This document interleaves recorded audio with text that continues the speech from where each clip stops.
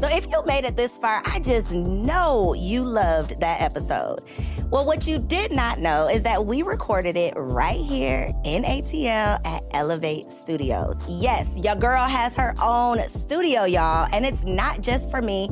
I'm opening it up for you too. So if you have a podcast, if you are a vlogger, a YouTuber, or a content creator, and you are looking for a professional studio to record your content, or you want to hire me and my team to fully produce your content, make sure you check out the show notes below or log on to elevateagency.com. This is the Girl Stop Playin podcast, and today we have a super special guest in the building. As you know, these conversations are all about helping you make the money and get the honey. And today's special guest is definitely a woman with a wealth of experience. I feel like she's lived several lifetimes, and we are about to get all up in her business. We got my girl Trina Small in the building. Hey, thanks for having me. So I tried to look like really quick, and I could not find it to figure out what episode of Confessions of a Workaholic you were on. Way Back in the day. Back in the day. One baby ago. One for kid you? Ago. Yeah. For you, zero kids for me. Yes. No man, no kids, no nothing. Like right. literally. When I say you've lived several lifetimes, all of us have. You know, obviously because we've started in one place, and the journey has kind of taken us, several different places. But it's been such a joy to just watch you evolve and elevate and try all the new things and blossom into this amazing, beautiful woman that sits before us. Oh, thank you. You're so kind. Thank you. And you too. Like you said, no kids. You was out here. Girl. The Single Wives Club, and now whole new life. You in it to win it, honey. In it, trying to win it. Okay, trying to win it. You win it. So who is Trina today? Like this version of Trina. Introduce us to her. Oh, this Trina is free. Ooh. This Trina is happy. This Trina is empowered. This Trina is so strong, stronger than she ever thought she would be. I like this Trina. Come on, this Trina. I mean, it took a minute to get here, but I love it here. Okay. So I really do. So that's this Trina right now. This Trina is smart. This Trina is confident. Just so many things that I had to really pull in, and it just really showed me who I really was. And I was like, okay, she dope. Life has a way of like showing you what you're made of. Right. Like you thought it was this, but usually you surprise yourself by what you can get through without literally like breaking. Exactly. So the Trina, and I'm gonna find it and link it down below so that y'all can go listen to that episode of Confessions of Workaholic. But back then, I'm thinking that you were like full-time blogging, mom of one, right? Married, mom of one, full-time blogging. Trina now, entrepreneur still. You evolved. Catch me up, because I know you had the blog. Do you still blog? I know you have Supermom. Yes, Supermom lifestyle, right? Supermom culture. Okay, look, Supermom culture. Yeah. I got all my little you stuff. got all your my stuff. Yes, I do. Yes, I brought you a little gift today. Thank you. But so the Trina. So yes, I was a blogger. So now.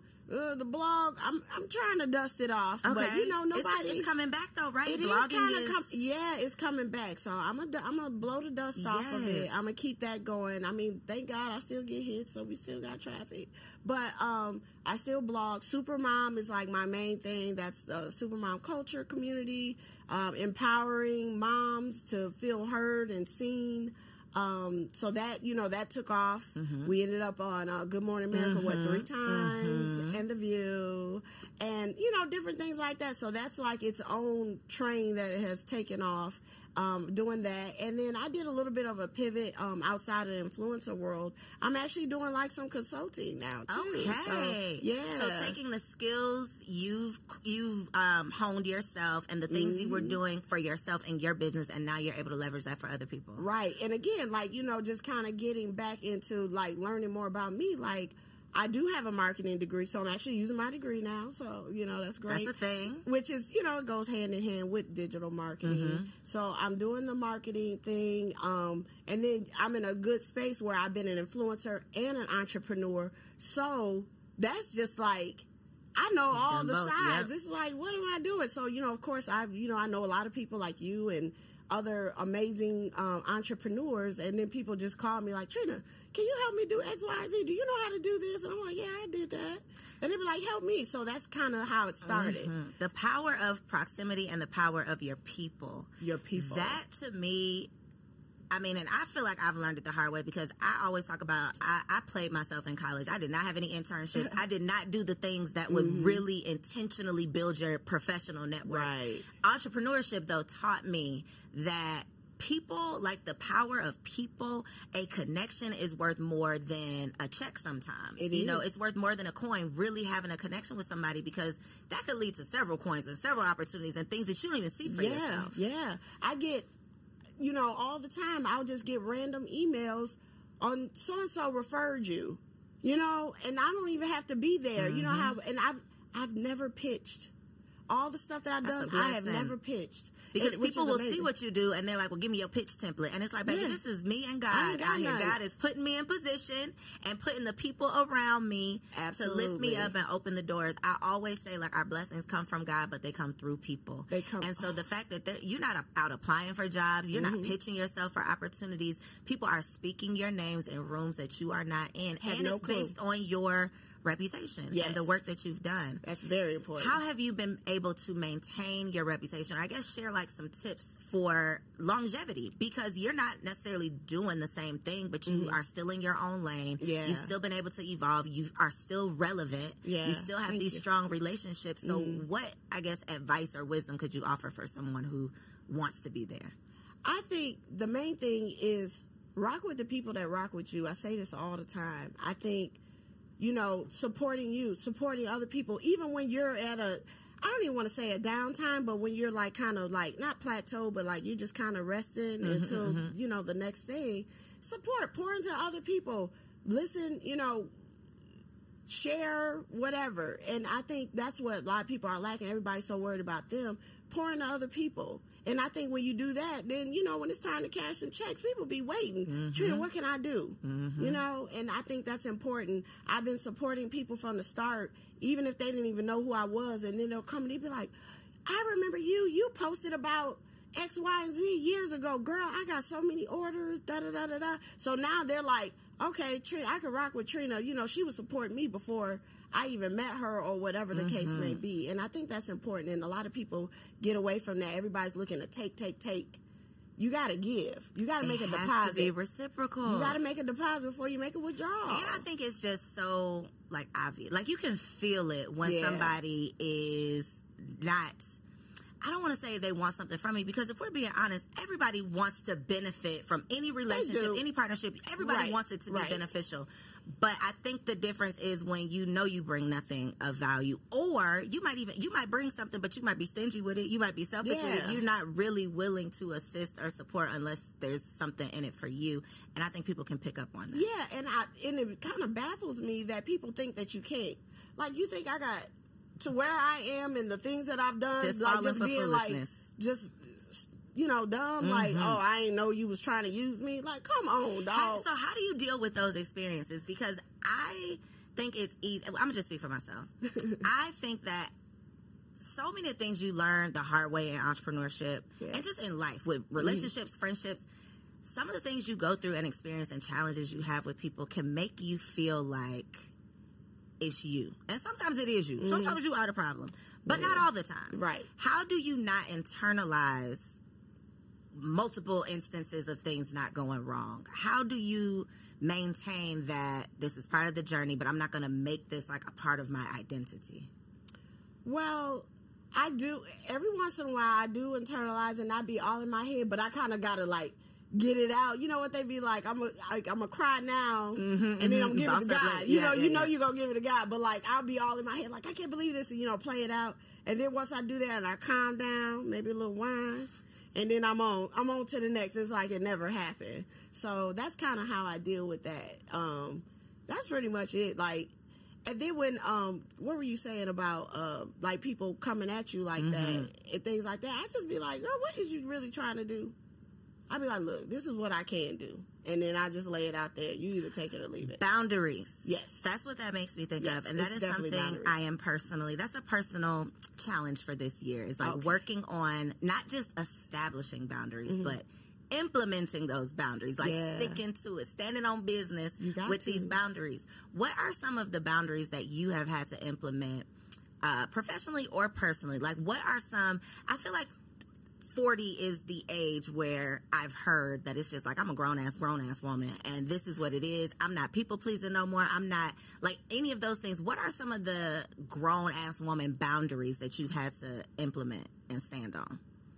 Man, a lot, like, and I'm definitely in the 40s, and I'm good. I just be like, all right, like, and people really be surprised, like, you ain't gonna say no? Like, that's what you want to do. I respect people and what their decisions are, and then I'm gonna respect mine. And so mine are coming into play more so now because I'm single now. Well, I'm gonna use that term loosely, but you know what I'm saying. I'm not married now. Say that. I'm not married right now. So with that being said, girl, the way I be like, bloop, bloop, bloop, bloop, red flag, bloop, like I just be next. Like a video you know game. What I mean? Out, next. You got to go. Like, I can't go play with somebody else. Like, okay, that's what you want to do? Okay. And then I say, I'm not going to stop you. I'm just not going to join you. Yeah. And then it's like, well, what happened? I thought you, no, that's what you, and I decide if I'm going to participate. That's like my thing. So you set the tone. Okay. I think about it. I'm like, I don't think I want to do this anymore. So is that a different version of Trina than not necessarily married Trina, but pre-married Trina? Like Trina back then versus Trina now. Do you feel like your experience as a married woman how is it dictating your experience dating now? Yeah. So being married, I was married 15 years. We got to talk about it. We're going to talk about it. You give all the tea because I don't really talk about it too much. We can learn from it though, not just to be nosy, but we really do. Yeah. And I'm working on something where I could talk about it more. But I think married Trina, because after such a long relationship and 2 kids, what makes you think that I just met you and I'm going to deal with your stuff when if I would do that, I could have stayed where I was. You know what I'm saying? Like, it just don't make sense. The math ain't math. So it don't matter. Right. You do the equation. So if you think I'm going to deal with your foolishness, nah, it ain't happening.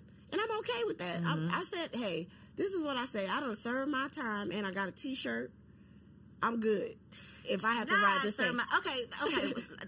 I want to peel back the layers because I just started my blog, everybodylie.com. Okay, it's all about dispelling these myths that we've been taught. So some of the myths, you go to school, you get the good grades, you get the good job, and then you live the good life. Complete bullshit, right? Right. You have to have kids by a certain time because your eggs are drying up and no men are going to want you. Complete bullshit. Yep. One of the other myths or lies, though, is that getting the husband is the hard part. Like, girl, if you could just get the husband. That's easy. But managing the marriage is never mentioned. And as a married woman that's trying to figure this thing out, I realized all of it was a lie. Yeah, all of it. So is. I want to know your experience on this side. So you got married. I'm 1,000% sure you did not enter a marriage with an intent to end the marriage. Yes. So when did it, or what were like the moments where you realized, okay, wait a minute, this is not what I thought I was signing up for. This is not what I expected this to be. Like, what did that look like for you? Whew, girl. So that was a journey. Again, I really, like most, I would say black people in general, men and women, we don't have a lot of examples, which is number one. So we're kind of doing it. We got pure hearts and great intentions, and we really try our best. Like you said, we're listening to all this. Marriage is hard work. You could do it. But sometimes that hard start looking crazy, and you'll be like, okay, I get hard, but like this though, like, I don't know about that. And I think that's where it was like I was coming to a crossroads. Like, okay, and then the myth about not talking to other people, like keep people out your business.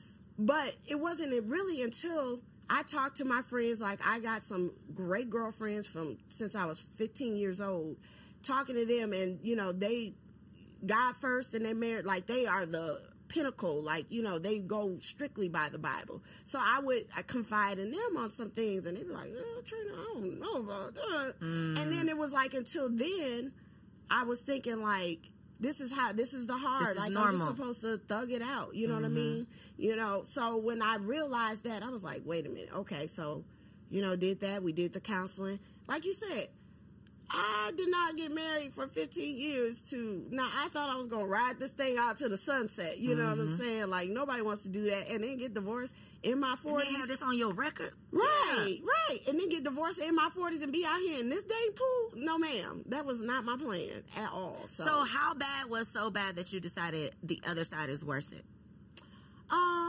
When I had to decide between Trina and Mr. Nameless. Yes, and somebody else. Like, I would have had to put somebody else ahead of me. And then I would have had, it wouldn't be the same Trina. It would be a whole nother Trina. It would be a shell of a Trina. And that's when it kind of broke my heart. Like, I don't want to let Trina go. Like, I like Trina. Like, she's dope. Like, it's me or you. Yeah, it's me or you. That's literally what I feel like it comes down in every relationship, in every situation. And we are taught, though, that that's selfish, that's not how you know, you're looked, that's not the way that you are, especially not in a relationship, especially not with somebody you love. Right. But at the end of the day, it's like, do I love you more than I love me? Because that can't be how this goes. And I think that is the gray area in marriage, where it's like, how do you live up to, especially if you are religious at all, right? And you have this idea of, you subscribe to what you're supposed to be as a wife and what you're supposed to be willing to endure and put up with and all of the things. What is your advice for married women who are trying to just navigate what's too much? Like, what truly is an investment? What truly is me being down for this commitment and this covenant, and what's like, okay, that's crazy, that's too much? Do you think it's just a personal decision? I think it can be personal, but I think it's really when you assess your partner, if there's things that like just don't sit well in your spirit. What my therapist had said was like character flaws, not just disagreements. I feel like disagreements and stuff, you can figure that out as long as the person is willing. You know, and I think that's what you have to decipher. And it took me a while to get there, to decipher certain things that was like, okay, like, you like doing that. This is who you are. Yeah, this is who you are. And I think once you got to believe it when they show you who they are. Even in the marriage, you be like, what? You know what I mean? Oh, Trina, that puts me back. Like, I remember that feeling in dating relationships where it's like, okay, you know, like, you cross the line and I can't go back. You know, like, you've done that thing and now I know that this cannot be what I thought it was going to be. I cannot imagine having that feeling with my husband. Yeah. It's like, you know, if I'm ready to jump in front of a bullet and then I'm over here for something else, and I'm like, wait a minute, like, I'm ready to put my life on the line, and you can't do this, like, this little thing right here. Okay. All right. Okay. You know, you start, like, assessing stuff. You know what I mean? I'm not going to go into detail, and, like, I'm not trying to bash anybody. But, you know, I just think, you know, sometimes you could definitely grow apart in your relationship. Again, I was married 15 years, and my ex was significantly older than me. How much older? Like, the number of years? 15. So how or did that impact, not necessarily the relationship ending, but just the dynamics of the relationship in general? I definitely think it depends on the person, but what I found is sometimes people want you to either stay that young version of you, because I met him in my 20s. And again, 15 20 years, Trina, 20-year-old Trina, that was different. Right, 20-something-year-old Trina.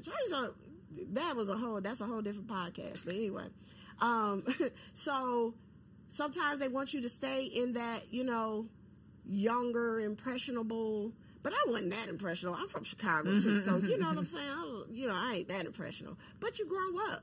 You know, I went all through my 30s and stuff. So, you know, went through all that, and then, you know, you turn around, especially after having kids, and you like, you know, you're a different person. And some people, they want to go back to, you know, some people want you to stay where you are.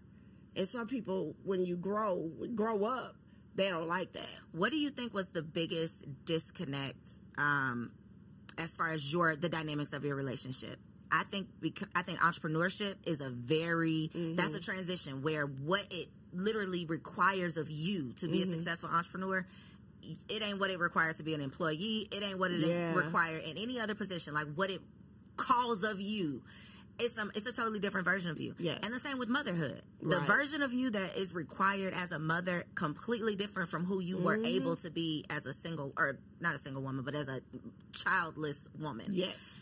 Which of those versions do you feel like caused the biggest stress in the relationship? I do think it's business. I think entrepreneurship, even though I had the physical support, but I think when things start turning and you start making, boss moves, sometimes it can ruffle a little feathers here and there. And again, if they like you over here, pretty being good with this little bit. Now, when you have all of this, it's a different beast. Yeah, and then all eyes are on you and attention and stuff like that. And sometimes that could, that definitely could drive a wedge. I've had this conversation with, and not to put you, Trina, in a box, but where you are right now in life, successful. I don't want to say boss shit because I feel like that has negative connotations. He's a successful black woman who has evolved, right? Which is the goal, right? To succeed with something and to evolve, become a better version of yourself. That woman is a threat to a lot of these men. Yeah. A lot of women, just like you, end up in the same position where they have had to walk away from a marriage because it was me or you. It was, this is who I am. Not even in this season. This is who, God is calling me to be. This is who I've evolved into. And you can't handle this version. You don't like this version. You want to compete with this version. You jealous of this version. You want to control this version. Or you want to disrespect this version by going out, finding another, it's literally these same things over and over, which is why I'm not just sitting here being nosy, but I'm really trying to figure out, is it, this was just not a good match? Is it, these are some ways that you can evolve together with your partner? What is the solution in all of this? You know what? And I've definitely laid there many a nights trying to figure it out myself because it was like, math ain't math. Like, what is the problem? Like, what is it? We a team, you know what I mean? So you really just I think some people, it just brings out certain things in life, brings out certain things in people. And then after they start showing you stuff, it really becomes like you bumping heads. I'm just trying to be great and do this for our family. That's how I look at it. And not to say that at the time that he wasn't happy or anything like that for me. I'm not saying that. But I do think certain things come up where it's like, the wife role. It's like, but you're still my wife or whatever. And it's like, but I'm grinding right now. Like, we got this. Like, it's so all was good. that a challenge? Okay, so being 1,000% honest, and only you know this answer, right? Yes, it was a challenge for him, obviously, because he saw you as this. I want my wife doing this, and you didn't do X, Y, Z. Where was you at? Was it a challenge for you personally to not necessarily balance, but stand in both roles as the entrepreneur who, as we know, you got to do whatever the business requires of you today. You don't even know what that's going to be, but you got to be willing to do it. Was it hard for you to balance that role and responsibility with being the wife and being the mom and maintaining the house and doing whatever you even felt like you were supposed to do? Yeah, I did a lot. So when everything started popping, like the Good Morning Americas, moving into the warehouse, getting thousands of orders out, I still was trying to, I had got food prep to make sure that they had food. Like, I still was doing that stuff and, still managing our house because I didn't want us to miss a beat. Cleaning people coming. Like, I just had everything set up. I even, the girls was in the mix. I was, get your bags, get your toys, your iPads. We're going to the warehouse. We got work to do, And I would pack them up. So I thought I was doing pretty good. And, still giving, I would involve my ex in things and stuff like that. But, everybody don't want to be involved. And I'm not saying that he didn't want to be involved. But I'm just, it happens to a lot of people. Like, we think we started family business. We want the family to come. All the family don't want to come. So we just have to be honest with that. And that's okay. I don't think nothing's wrong with that. And even with that, too, sometimes the best role for a spouse is to just be that support. Hold the baby down. So when you hold the baby down, yeah, I'm gonna miss the baby when I come home, and we could do our thing. So was there ever any point in either of the businesses where you all were working together in the business, or not really? No, not really, because that's one thing I didn't know about him. Like, we did not work well together. So you feel like you knew that before y'all got married? Yeah, kinda. What does that look like? That means, like, y'all have a power struggle? Like, what makes you say that? Yeah, because, like, we kind of did the same thing, but he was more on the corporate end of it. But okay. I did. I'm doing social media, but he was marketing for, a company. And I think with that, it was like, it was like, oh, you should do this and stuff. And if I didn't, it was like, like I was being defiant a little bit or something, Like, this is my baby. So I had to be intentional to keep it separate, because I didn't want that. Again, I didn't want that to be part of I didn't want it to be all business. Mm-hmm. And so I knew that was better to keep it separate. Let me just handle this. You keep the girls. I'll let you know when I'll give you a task. And if you don't want to do it, then that's fine. Mm-hmm. But let me decide, what role I would like you to play in this, And I get it, people want to help or they want to be a part of it. But I think that was probably the best thing, because I probably would have been in this space a lot sooner if I didn't do that part. If you didn't have that boundary. Yeah, I had to set that. Uh-huh. Okay, last marriage question, and then we're going to move into motherhood. Okay. Being in your seat where you are right now, what is your advice? Your little sister comes to you, she like, sis, I'm about to get married. Do you think I need a secret stash? What do you tell her? Oh, geez. Well, being a divorcee, I would say yes. Okay. Because that's the part that people aren't talking about. That financial. Technically, I've been a stay-at-home mom for 9 years. And now I'm divorced. I ain't had to pay no bills. You know what I mean? Well, since I've been at home, mm-hmm. I mean, I did the kind of first half of our marriage until I quit. But, like, that was a big deal. It was one thing, especially being an entrepreneur. Money is fluctuating. We in a recession. Mm-hmm. You know what I mean? I felt like I was printing money a couple years ago. Now I'm like begging, like, please help me. I'm poor. With a sign, we'll work for Supermom or something. You know what I mean? So I think that is the thing that no one talks about. Like, I had to go get another house. I had to move. I had to, now I'm paying bills, and I'm like, these bills really do be coming every month, and hey, that. If your goal is to eat right and keep it tight in 2024, Factor is for you. Factor's ready-to-eat meal delivery takes the stress out of meal planning and sets you up for success. Skip the grocery stores, prep work, and cooking fatigue with Factor. You'll get chef-crafted, dietitian-approved meals delivered right to your door. Factor has everything you need for a week of flavorful, nutritious eats. In addition to ready-to-eat meals, they have cold-pressed juices, smoothies, energy bites, extra protein, veggie sides, and more to keep you energized during frantic times. To give them a try, head to factormeals.com/work50 and use code WORK50, that's WERK50 for 50% off. It was a blessing, and I'm so thankful for that. In my previous relationship, that I had the opportunity, mm-hmm. because I know a lot of people, all the discussions now, 50-50 and all that stuff. Mm-hmm. Shoot, I'm like, this is the ghetto life right now. Like, I'm paying all the bills. Adulting is I got to make sure, girl, I remember when my phone got cut off.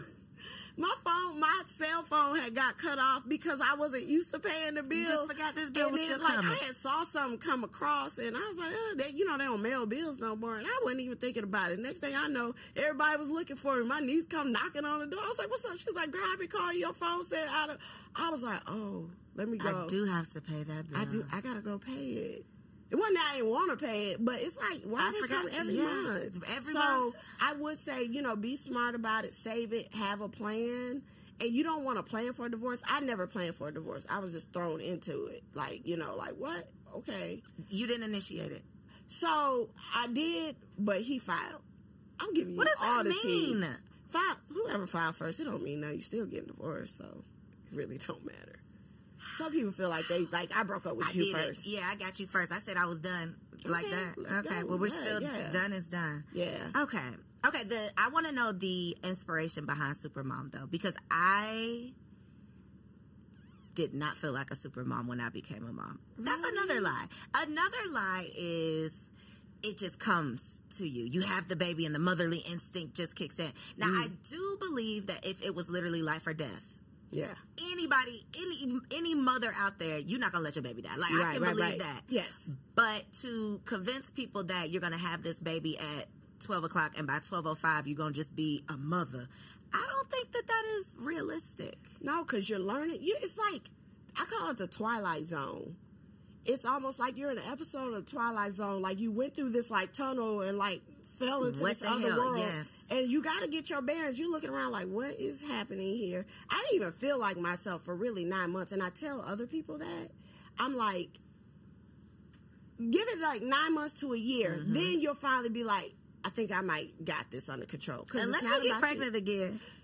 You was tripping. I was out of my mind. I was really in the Twilight Zone. Girl, that was my worst nightmare, is to get pregnant.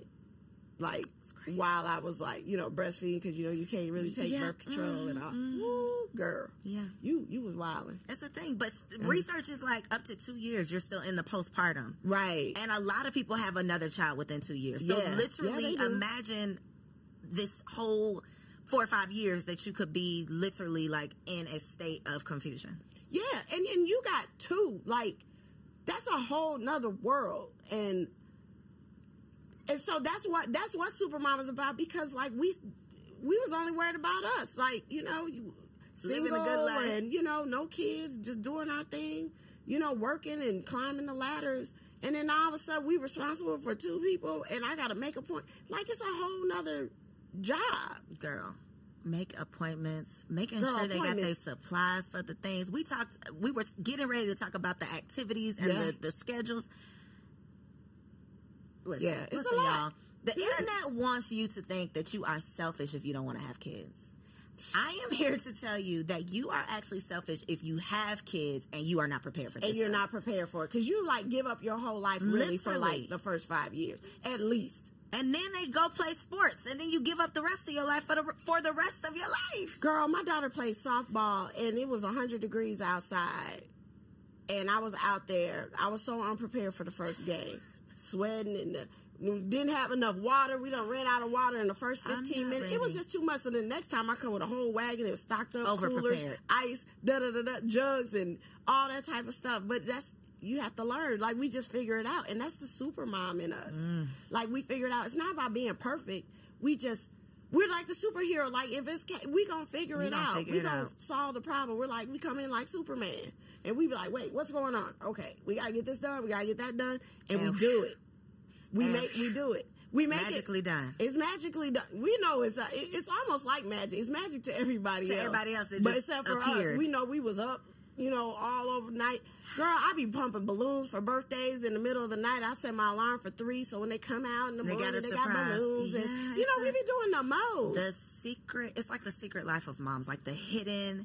I put on Threads a couple weeks ago, like, there needs to be, like, an Olympic mom, like, changing the baby diaper, getting the babies ready for school. Yeah. The way that I'm sweating by the time I get my body into the car in the morning, like, packing the lunches, getting the kids ready, putting the hats on, picking up the stuff, doing all of the things. I'm literally dripping sweat. No, for real. We deserve, like, an award, a celebration, some acknowledgement, something. So the fact that you've literally created this brand so that we could celebrate ourselves. Yeah. Even if it's just like, I get to wear this as a badge, right? Yeah, I get to wear this as a badge of honor. Yeah. People tell me all the time, they be like, Trina, I had a rough day and I took my coat off and I had my Supermom on. How can you be mad and you look in the mirror and you say Supermom? And you right. You're right. It's an affirmation. Yeah. You wake up and you say it's Supermom. And then a crazy thing I was just talking about this morning, after I dropped my youngest, my 8-year-old, off to carpool. We go through a lot in the morning. We like, you know how people be like, oh, get up, pray, meditate. I want to so bad. But, it would require me to get up at like 5 in the morning, which is okay. I'm working on it. I'm working on it. But, like, once you hit the ground, or don't let a kid get up before you. That part. Your day has started before you are even awake. It's like the craziest concept. Yeah. I am at work and I'm not even awake. Exactly. And then, like, you know, you don't even have time to pray and meditate. You know, everybody be like, oh, I start my morning. Girl, please. I'd be like, thank you, Lord. And that's about the only prayer I get until I'm about to lay my head back down at night sometimes. Yep. Because as soon as you hit and then I got my teen over here, my 13-year-old over here having a whole nervous breakdown because her edges ain't laying how she want them to lay. I can't. How is it? So I'm boy mom down over here. Boy. You're girl mom down over there. Yes. I do not envy you. I'm scared of girls. The reviews on girls have come back real not so Do great. not recommend. Do not recommend. It's real ghetto over there. How is it raising a daughter in this Instagrammable influencer sexy red society? I hope we left Sexy Red in 23. I don't think we did. Well, she pregnant now. Look, I guess I'll send her some Supermom. Sexy Red. Right. Look, we no shade, sexy. No, yeah, we got shade. We got you with the Come Supermom. on. So, I will say that I'm blessed. My girls are really dope. Okay. That matters. They are dope. They like my little homies. I have to check them every once in a while. You know, I have to get nose to nose sometimes. But they're really good, and I'm really blessed with that because, again, they went through that divorce with me, and, you know. Do you think that made y'all closer? It definitely made us closer. We're like a team. Like, we are like ride or die. Like, we locked in like that. We ain't locked in, ain't no switching up. Like, that's us. And, you know, I had to have these hard sit-downs sometimes because when you got a 13-year-old, they make their own opinions. They watching stuff. You know, you might not think they listening, but they might be listening. And I was really trying to make, you know, protect them like, oh, everything's fine. And then sometimes they would come in, they would catch me crying and breaking down. And there were sometimes I just lose it, you know?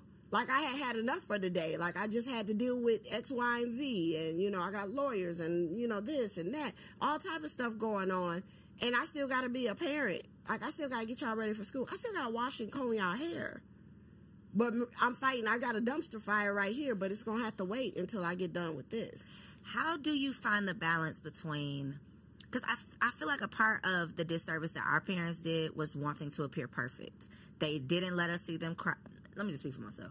My parents didn't let me see them cry. They didn't let me know that there was something wrong. They were going through something. And I think that when you see this perfect parent, you grow up to have this expectation of yourself. Yeah. I should never be sad. I should never struggle. I should be strong. Yeah. How do you find the balance, especially with girls, of I want y'all to understand this is life. Let me explain it. Let's talk about it. But I don't want to put this on you. Like, I don't want this to be a burden on you as a child. How do you balance that? I'm just very honest with them, whether they like it or not. Like, I've had some crazy conversations, but I'm just 100 with them. You know, I'm not going to, you know, give them super raw, but I'll try to, you know, say it the best way that I can. You gonna give them the real, it might not be raw. I'm gonna give them the real, yeah. I'm gonna give them the real, and I'll be like, look, this is what it is, you know. And I had to do that because otherwise, I think if I was sugarcoating it,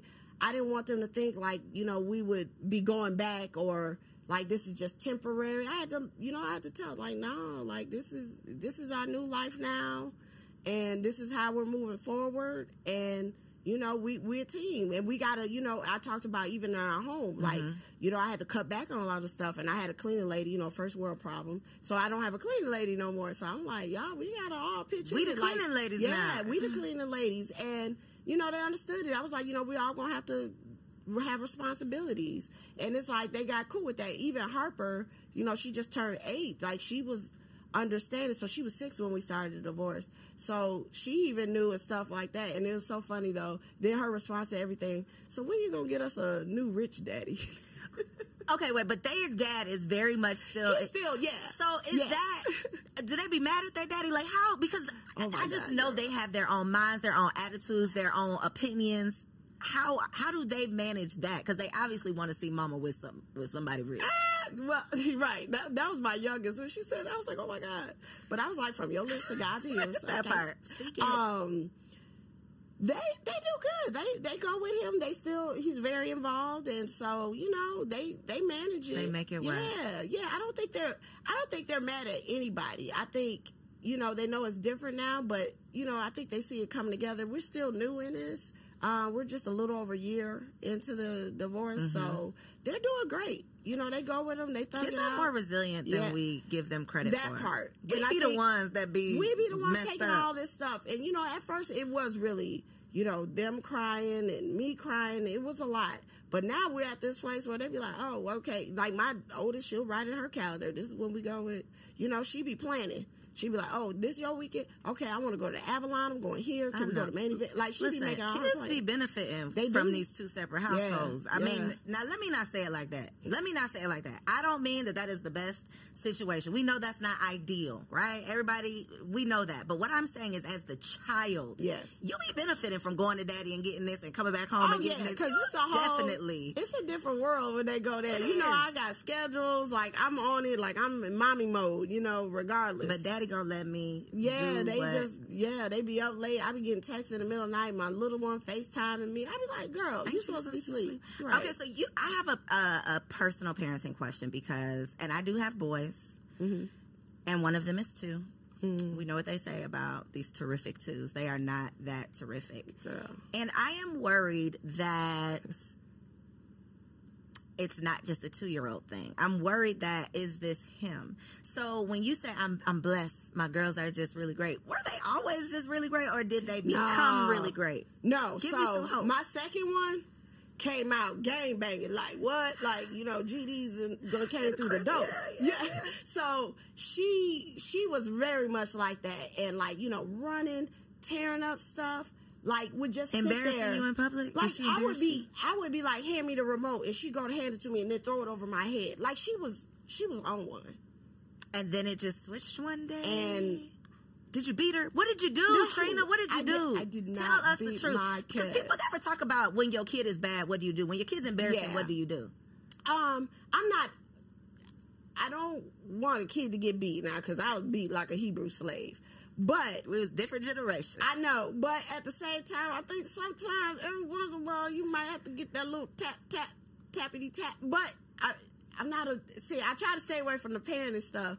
But listen, sometimes that might be what they understand. That might be what they understand. And I'm not saying like it has to be ongoing, but sometimes you got to give them a little shock value, because life ain't gonna be go sit in the corner. Life gonna knock you down. It's gonna tear you up, or you gonna be in jail behind bars and telling somebody something, you know, in another 10 years. So sometimes you gotta show them that this is the bad side, you know, and you gotta know your kid. If you tell them multiple times that you can't get them to stop doing something, you might have to take another approach. For my oldest, timeouts worked great for her. That she was just devastated if you told her that she had to stay over there for a while with nothing. You know, I mean, of course, what worked with the little one? The little one, no, her daddy. I would be like, well, I'm leaving, and just don't tell me nothing, you know. So she got a couple taps here and there, you know. But she got my dad. I mean, not my daddy. His daddy gonna have to just rip him up once. Yeah, you might have to, like, you know. And like I said, I get nose to nose, and they be like, that's the worst thing ever for them. I'm like, I don't even do nothing, but I can. I just want you to know that I can. That I can, you know. And I tell them stories. I be like, oh, your mom used to be get with them now. Don't yeah. Because it's and you know, I'm trying to subscribe to this, not gentle parenting. I'm trying to subscribe to intentional parenting. I just want to think before I do things. I don't want to be reacting to you. I want to just be emotionally intelligent, still in my parent role. That's the type of parent I'm trying to be. Yeah. But when I'm in public,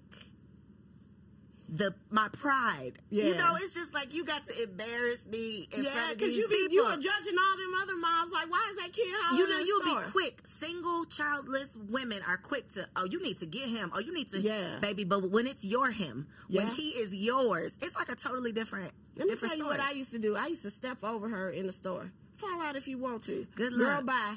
And I just take the cart. I might pause it on the end and like try to look, but I be gone. And then next thing you know, when she saw nobody coming and she just laying there like this, it was like, all right, I'm gonna go ahead and get like up. The dramatics are over. Nobody's here to see me. She got her tail up and acting like she had some sense. Okay, so all of this. So just keep trying it all. Yeah, just try it all. I think you just got to navigate and really learn your child and what works, because no two kids are the same too, you know. So like my other one, a wooden spoon, you know, like they got the spanking stick. I definitely have those wooden spoons. Yeah, you gotta, you know, like, you want to tap? No, okay. Because that's the result of doing X, Y, and Z. Yeah, and I need you to see. Yeah, not to play with me. And then I think it's certain. I think because, like, I mean, I got whoopings for playing. You know, I think we have to discern, like, what's the part, like, where they just playing and didn't know, and then, like you said, being intentional. Like, okay, I'm mad. Like, especially when they write on the wall, they think they done made some art. Mm-hmm. And it's being able to not be the child. That's what parenting is. It's growing up. Yeah. It's you not behaving like a child. Yeah, right. You really raising yourself as you're trying to raise these kids. Right. So my last question, because another part of the reason that I'm scared of girls is because of my mommy issues, because of the relationship I have with my mother. Okay. Yeah. And it just is repeated relationships of like our lineage of women and daughters. That's just what it is. Really? Okay. Yes. I'm sorry. In my research, I'm realizing this isn't that uncommon, and I'm learning that too. It's a thing because me and my mom was like this. So like, this is what I wanted. This is what I wanted to ask you. What are you either repeating or moving away from as far as how you were raised? Like, what are some of the things? Because I think a lot of us, when we are not evolved or matured or trying to be intentional, we end up just repeating what was done to us because that's what's normal. That's our example of how you do things. Mm-hmm. Can you identify any of the things that you're like, I'm intentionally doing this different? So what I'm intentionally doing is being 100 honest. So they know, like, my mom tell me something, it's good as gold. You know, I want them to know I got their back. I always tell them, I said, if somebody's running late, trust me, if I'm not there, I'm looking for you or somebody's coming for you that you know.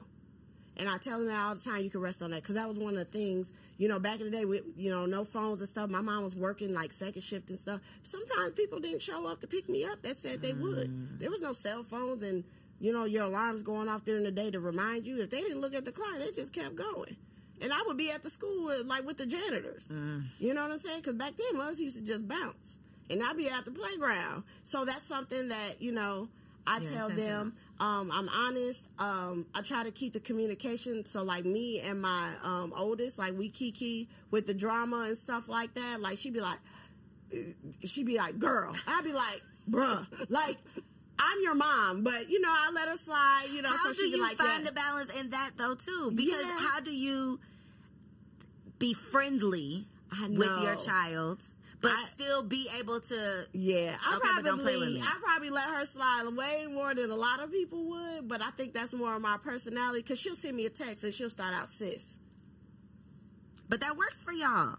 That's what I think is important, and then too. I check her, and then I go into whatever she was talking about. I was like, girl, who you calling sis? You know, just to kind of remind her. But let me remind you who you are. Our little, you know, like our little thing. So, you know, I don't get on her too hard, but I always say, I'm your mama, right? You know, so she'll tell me about this, the little boy drama, and who broke up and who together and stuff like that. I want to keep that, because I be like, so then I get to see, then I can put clues together and find out what you're doing. Yeah, and I'm going to figure out what you're doing. So, you know, that part helps. And I think just doing stuff with them, too, they're included in a lot of things that I do, and we just have a good time. And I think them seeing me with my girlfriends, my oldest said, like when she says little stuff, it just really makes me proud. Like, makes me feel... Like, I'm doing this. I'm doing it. I'm doing it. I'm really doing it. She said, I hope I have friends like you have friends when I get older. Because she knows, like, and my friends, we all had kids around the same time. So now she has, like, these play cousins. Yeah. And so they be so excited when I say I'm going to so-and-so's house or so-and-so house. So they get to kick it, like, all the time. Like, we go over there, like, somebody can have a house party. They'll just be up in a room tearing up stuff while we down there having a good old time. And they love that. So, like I said, that's like my squad. Like, we crew. And that's how I will say 100% they feel like we just like a little team. Like, we like a little girl squad. That is something that so many grown women find themselves searching for, is like community and like somebody actually cares about me. I belong somewhere. So the fact that you are cultivating that in your home. Yeah. Supermom shit. Yeah. Look, she ain't just selling it. She's living this life. I'm trying, and you know, and one thing that I've never done, I don't judge anybody on how they parent. Even when I was baby shopaholic back in the day, you know, it's just, I always try to create these fun spaces because everything ain't for everybody. And how I roll with my kids might not be. Now, there's some kids, like, I never told my kids to say, auntie or TT or Mr. and Mrs. And so sometimes we'll get around people and they'd be like, it's Mr. John or whatever. And then I have to check them because then they're like acting like my kids are rude. I was like, hold up. We don't do that. We don't do that. And now, and I'm like, you know what? I started saying, like, you know, so now they do it. They do say Mr., you know, they'll say Mr. Corey or Mrs. Coriel and, you know, stuff like that. So they will do that now. You know, that's an up north thing. Side note, because me and my husband have this conversation where he grew up saying yes ma'am, no ma'am, no sir, no. We don't do that, and I think it's because our people ran away from that in the South, and they taught us we don't do that. Yeah, we ain't gotta look. We all equal up in here. I'm not no ma'am and yes ma'am, and I think that's what it is. So yeah, my kids don't say ma'am and sir and stuff. Now my little one down here in the South now. Yeah, and my little one, she's funny because like she would go to the store, so she know who got all the free cookies, balloons, and stickers, right? So she would go in the Publix. And, like, the free cookie, it'd be a woman. She'd be like, sir, can I please have a free cookie? And so, because I make them ask for things, like, you know, like, so they can learn to talk to people. And so she was doing that all the time. So that used to, like, I used to be rolling. I'd be like, she don't understand. She called the woman sir. I was like, oh.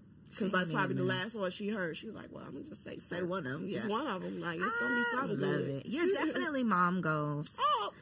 Listen, I'm just out here figuring it out. I'm figuring it out. That's the other secret, y'all. Ain't nobody got it figured out. Yeah. Ain't nobody got it figured out. And I don't even think there is a figuring it out. It's just like a journey. It's this is what I'm doing today. Yeah. Tomorrow, I might have to do something totally different. Yeah. But today, I'm gonna try this and let's just hope for the best. And you know, and I tell my girls again, you know, I call it recalibrating. Like, you know, we're getting accustomed to this new life because it's new for them. It's new for me. You know what I'm saying? I lay next to one person for a long time.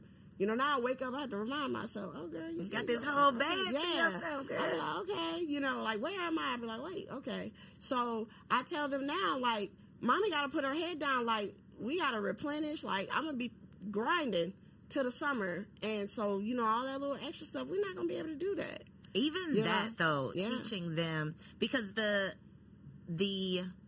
joys of being able to spoil your kids, that's amazing. But the downside of that is sometimes they don't get to see how hard you work for things. They don't have to work as hard for things when everything is just given to them. So I think them seeing both sides right now while they are still under your protection and under your care, and you can explain things to them, like the women that they are going to be because of the woman that you are become. Like, you're not even necessarily some of the stuff you're doing on purpose, but you're really just being it, and they're seeing it. Yeah, I mean, I had to, and like I didn't have a choice because, like, for real, like this last couple of years was really hard, and like to have my kids in tow to do this, and they're watching their mom like rebuild her whole life. We left with no furniture. My daughter learned how to put together furniture. Now that's her side hustle. She goes around putting together furniture. The women that they are going to be. It's crazy, and that was not even a plan. It's not crazy. It wasn't strategic. It's not crazy. It's you. It's not by choice. It didn't just happen. They aren't just dope. No. Who do they come from? The dope dealer, baby. Right here. So for all the supermoms out there who have to go right now and grab some merch, tell them right there in this camera, where can they find you online? Where can they follow you on social media? Okay, so Supermom Culture, that's the streetwear lifestyle brand for moms and dads and families, really, because, again, we talked about having a team. So supermomculture.com, Supermom Culture on Instagram, and I am Hey Trina Small on Instagram, and my blog is Hey Trina, but we're going to dust that off. It's coming back. It's going to come back. It's going to be some. I had a call this week. It's coming back. Is this what you giving? I'm trying. Okay, because they're here for it. We here for it, baby. I'm trying. Look, I gotta pick your brain because you be making it all happen. And you talk about Supermom. Give it up for this lady with this beautiful set. Thank you, boo. With 2 babies under 2. Are they under 2 or 3? Well, 1 is 2. Does that count? 1 is 2. Okay. It's crazy. I'm crazy. You crazy. Yeah, I am. Don't mess with you, because anybody that can do that, that's almost like you serving prison time and handling business at the same time. Girl. And trying to throw it back, all the things. All the that. things. Yeah. We superheroes. It's truly what we are. We are. I love you, Trina. I love you too. This has been an amazing conversation. I just know so many women are inspired. All of the versions of you that they can identify with, like an inspiration for so many. So check her out, y'all. Supermom Culture. You told your personal Instagram, Hey Trina Small. Hey Trina. Hey Trina. Just Hey Trina? Hey Trina Small, but it'll come up under Hey Trina. Okay. So all of that will be linked down below. Make sure y'all go shop, support, and put your money where your mouth is. Okay. We're recalibrating. That part. We're recalibrating. We are rebuilding. And it's super important that we practice group economics. All jokes aside, we have to make sure that we are putting our money where our mouths are so that we can circulate the Black dollar and the Black community. Thank y'all so much for tuning in. Make sure you share this episode with a friend. Subscribe to the channel so you don't miss out. And I'll catch you next week. So if you made it this far, I just know you loved that episode. Well, what you did not know is that we recorded it right here in ATL at Elevate Studios. Yes, your girl has her own studio, y'all, and it's not just for me. I'm opening it up for you too. So if you have a podcast, if you are a vlogger, a YouTuber, or a content creator, and you are looking for a professional studio to record your content, or you want to hire me and my team to fully produce your content, make sure you check out the show notes below or log on to elevateagency.com.